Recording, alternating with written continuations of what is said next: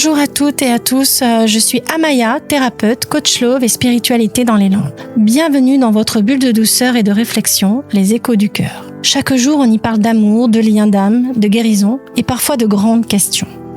Aujourd'hui, je vous invite à plonger dans un sujet à la fois intime et universel. Peut-on vraiment vivre sans amour ? Les échos du cœur sur Port d'Albret FM. Et si l'amour n'était pas un luxe, mais une nécessité ? Et si derrière nos manques, nos colères, nos addictions se cachait une seule et même fin, celle d'aimer et d'être aimé. Alors aujourd'hui, nous allons explorer cette grande question existentielle. Peut-on vivre sans amour ? Est-ce possible, biologiquement, psychologiquement, spirituellement ? Et surtout, qu'est-ce que vivre veut dire sans amour ? À une époque où les relations changent, où beaucoup choisissent l'indépendance, où certains se disent mieux seuls que mal accompagnés, cette question prend un nouvel éclairage.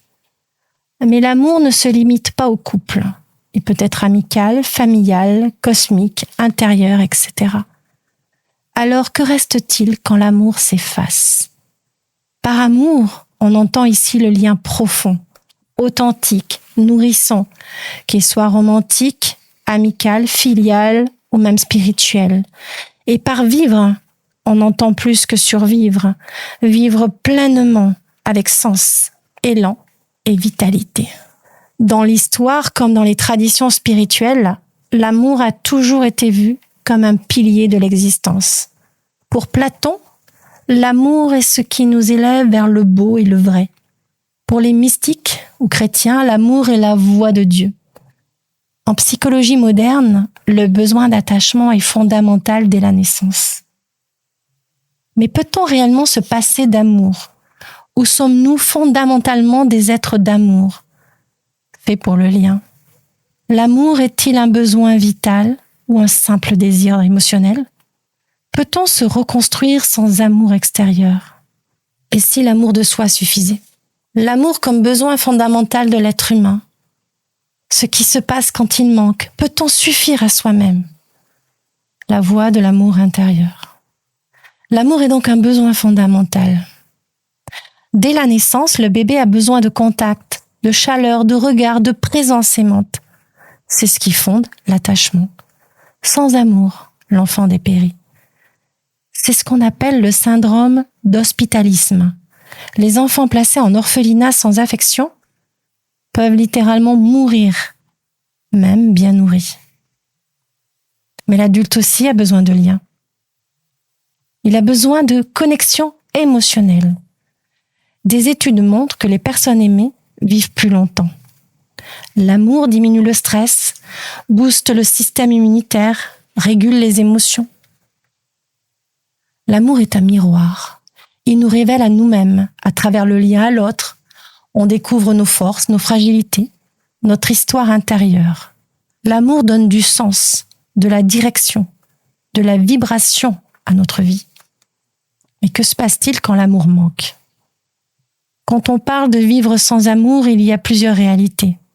Il y a la solitude subie, l'isolement social, le manque d'amis ou de famille, le vide affectif, absence de lien profond, l'incapacité à s'aimer soi-même, haine de soi, rejet. Les conséquences.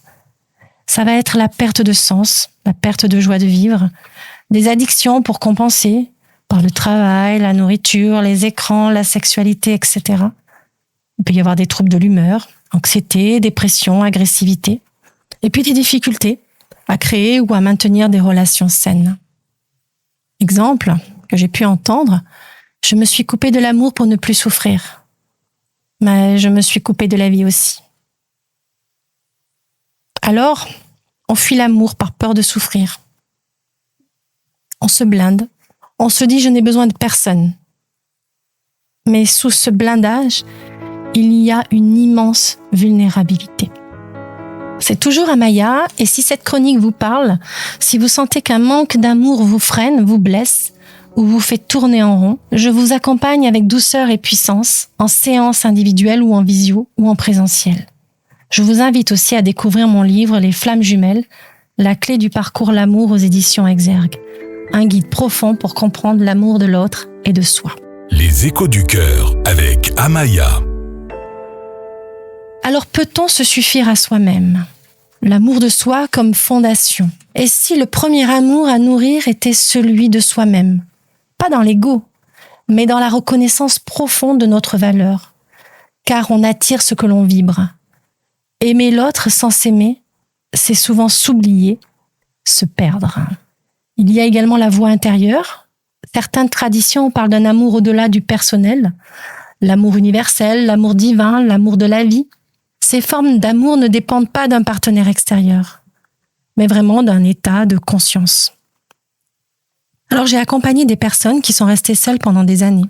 Et quand elles ont reconnecté avec leur propre source d'amour, leur vie a changé. Elles ont retrouvé de la joie, une paix intérieure, et parfois l'amour est arrivé naturellement. Alors, peut-on vivre sans amour ? Techniquement, peut-être. Mais pas pleinement. Pas avec le cœur ouvert. Pas avec l'âme vivante. Sans amour, on respire, mais on n'inspire plus. Sans amour, on fonctionne, mais on ne vibre pas. Sans amour, on survit, mais on ne rayonne pas. L'amour est notre nature, notre source. Et même quand il semble absent, il dort en nous, prêt à être réveillé. Par un regard, un geste, une parole ou une simple reconnexion à soi. Alors, dans la prochaine émission des Échos du cœur, je vous propose de plonger dans un thème délicat, l'amour et les agences matrimoniales. Alors, est-ce que c'est has-been, est-ce que c'est hype ? On en parlera ensemble. Merci d'avoir été là pour ce moment d'introspection et d'amour. Je suis Amaya et je vous accompagne sur votre chemin de lumière et d'amour conscient. Vous pouvez me retrouver sur les réseaux et en séance. Et pour aller plus loin, plongez dans mon livre Les Flammes Jumelles, la clé du parcours, l'amour. Prenez soin de vous. N'oubliez pas, vous êtes aimable, aimé et amour. Je vous love. À bientôt, Amaya.